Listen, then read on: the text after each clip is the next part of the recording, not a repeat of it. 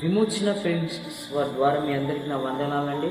ఈరోజు దేవుడు మనకి ఇస్తున్న మాట ఏంటంటే, కీర్తనల గ్రంథము 125 అధ్యాయం 2వ వచనం. యెరూషలేము చుట్టూ పర్వతములున్నట్లు యెహోవా ఇది మొదలుకొని నిత్యము తన ప్రజల చుట్టూ ఉన్నాడు. ఆమేన్. ఎలాగైతే యెరూషలేము చుట్టూ పర్వతములున్నో యెహోవా కూడా ఇది మొదలుకొని మనతోనే ఉంటాడు. ఆమేన్. గత కాలంలో ఇశ్రాయేలు ప్రజలకు దేవుడు ఎలాగైతే తోడే ఉన్నాడో, రాకపోకలేందు ప్రతి పనులలో కానీ ఆహారం కావాల్సినప్పుడు ఆహారం దయచేశాడు, నీరు కావాల్సినప్పుడు నీరు దయచేశాడు, ప్రతి విషయం తోడైనాడు. అదే గత కాలం చేసిన అద్భుతంనే దేవుడు మరలా మన జీవితంలో చేయబోతున్నాడు. ఆమేన్. మన రాకపోకలేని దేవుడు తోడే ఉంటాడు, ప్రతి పనులలో తోడే ఉంటాడు, ఆహారం కావాల్సినప్పుడు ఆహారం ఇస్తాడు, నీరు కావాల్సినప్పుడు నీరు ఇస్తాడు.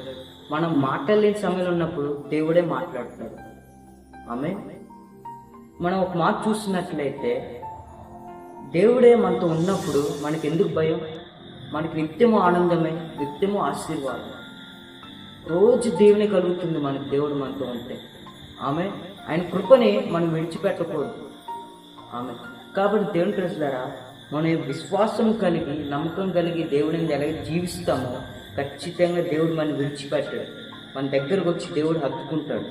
కాబట్టి దేవుని ప్రజలారా, మన విశ్వాసం కలిగి ఉందాం, నమ్మకం కలిగి జీవిద్దాం, దేవుని యొక్క ఆశీర్వాదం పొందుకుందాం. ఆమె